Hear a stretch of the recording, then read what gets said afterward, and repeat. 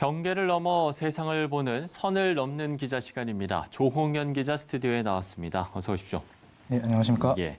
자, 오늘 만나볼 내용 어떤 겁니까? 네, 스승의 은혜에 대해서 한 번쯤은 생각해 보게 되는 시기입니다. 그렇죠. 네, 언제부터인가 스승의 날이 의미도 많이 퇴색되고 교사들이 오히려 이제는 스승의 날을 꺼려한다는 소식들이 많이 들려오고 있는데요. 이번에 한국교원단체 총연합회가 교원 5,700여 명을 대상으로 스승의 날 기념 교원 인식 설문조사를 진행을 했는데요. 예. 교원들의 사기가 이전보다도 더 떨어졌다는 응답이 77%나 된다고 합니다. 네, 급격하게 달라지고 있는 환경을 살고 있는 올해 2020년에 스승과 제자에 대해서 한번 생각해 보고자 합니다. 예. 자, 우리가 학교 다닐 때는 스승의 날이 학교에서 꽤 큰 행사였는데 요즘은 뭐 이런 모습을 전혀 찾아볼 수가 없다고요? 2015년에 김영란법이 제정된 이후로 이런 현상이 더욱 심해졌는데요.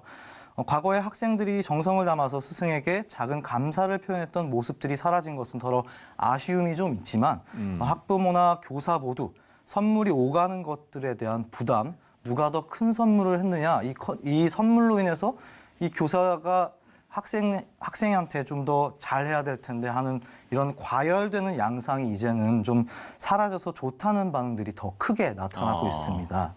예, 이제는 또 청와대 청원에 스승의 날을 없애고 교육의 날로 바꿔서 지정을 하자는 청원이 계속 올라오고 있기도 하고요. 아, 그래요? 네, 자질구레한 인사치레는 좀 버리고 효율적인 면을 좀 더 중시하게 된 것 같습니다. 네, 하지만 수많은 역사 속에서 좋은 스승과 제자의 관계가 참 중요시 되었었습니다. 기독교 역사에서 봐도 예수님이 제자들을 불러서 많은 말씀을 전하시고 또 그 제자들이 복음 전파를 위해서 큰 일을 감당하는 한편 또 그들이 또 제자를 길러내고 그게 오늘날까지 오게 됐는데요. 예. 이전에 비해서 우리 사회에서 스승으로부터 인생의 큰 가르침을 받고 긴밀한 관계를 이루는 그런 모습들은 좀 이전에 비해서 찾아보기가 힘들어진 것 같습니다. 예. 교권이 무너졌다는 게 어제 오늘의 이야기는 아닌데 이야기를 해주신 것처럼 우리가 이제 스승이 사라지고 마찬가지로 제자를 볼 수 없게 된 이 현실이 상당히 안타까운 것 같습니다. 네, 사실 스승으로서의 교사의 역할이 이제는 그냥 먼저 습득해 놓은 정보나 지식을 전달하는 사람, 그 이상도 그 이하도 아니게 된 것 같아서 참 안타깝고 아쉬움이 큽니다. 그러니까요. 예, 스승과 제자의 정 이런 것들이 더는 필요하지 않은 세상에 왔다고 인식들을 하고 있는 것 같은데요. 하지만 제자가 스승의 가르침을 받고 좀 더 나은 삶을 만들어 간다는 것 그 자체의 가치는 본래 굉장히 소중한 것이어서 이런 모습이 사라졌다는 것은 어떤 부분에서는 문제가 아닐 수 없습니다.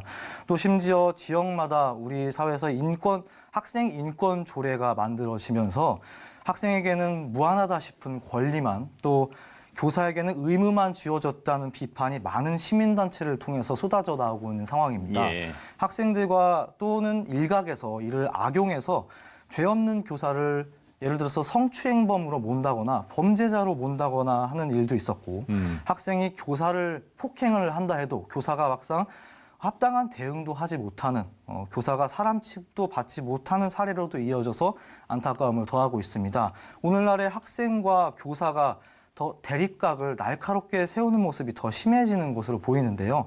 말씀하신 대로 좋은 제자도 참 찾기가 힘든 상황이 된 것이죠. 하지만 우리나라의 역사 속에서도 스승과 제자의 좋은 예들이 있어 왔는데 네네. 함께 생각해 봤으면 하는 이야기들이 좀 있습니다. 어떤 분들이 그러면 있을지 소개를 좀 해주시면 좋을 것 같네요. 네, 한국의 슈바이처라고 불리는 장기려 박사와 그의 네. 제자 박상은 안양샘병원 원장에 관한 이야기입니다. 장기려 박사는 6.25 전쟁 직후인 1951년 전국에서 몰려든 피난민들을 위해 무료 천막 진료소를 열었고 이것이 부산보건병원의 시작이 됐습니다. 예. 장기려 박사가 돈 없는 환자들을 위해서 자신이 가진 재산을 아끼지 않고 내놓은 일화도 많이 전해지고 있는데요. 과거에는 병원에서는 환자가 낼 돈이 없으면은 퇴원을 시켜주지도 않기도 했다고 합니다. 아, 그래요? 그런데 장기려 박사는 밤중에 이제 돈이 없었던 환자를 깨워서 몰래 도망가라고 그렇게 하면서 병원 뒷문을 열어주기도 했다는 유명한 미담도 이제 널리 전해지고 있고요. 예, 예. 우리나라에서 최초로 대량 간 절제술을 성공시키기도 한 실력 있는 의사였기도 하고 국민건강보험의 전신인 청십자의료보험조합을 만들기도 한 장기려 박사는 막상 이제 자기 자신에게만 그토록 엄격했다고 합니다. 세상을 떠날 때는 남겨진 재산도 한 푼도 없었다고 합니다.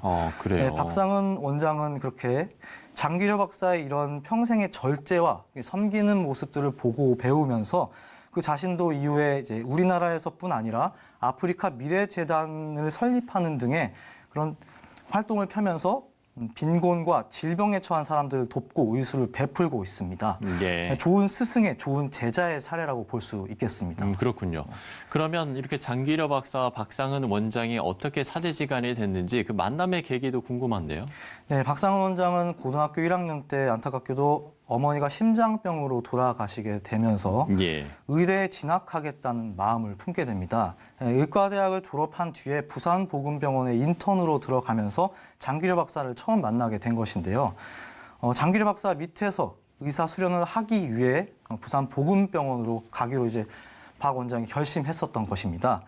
박상은 원장은 장기려 박사와 있었던 일들을 늘 마음에 품고 있다고 하는데요. 예. 과거 박상은 원장 친구의 결혼식 주례를 해준 장기려 박사에게 친구로부터 건네받았던 촌지를 전달을 하려고 하니까 되려 크게 혼이 나고 얼마간 근신하면서 지냈다는 일화도 전해지고 있습니다. 예. 박상은 원장은 의사가 돈의 노예가 돼버리기 쉬운 시대에 이런 장기려 선생의 청렴함을 그 일을 통해서 늘 기억하고 마음에 담고 있다고 합니다. 또한 1991년 당시 고신의료원에 있었던 그 재단이사회와 교수협의회 사이의 큰 갈등을 해결하고자 박 원장이 많은 고민을 하고 있을 때 예.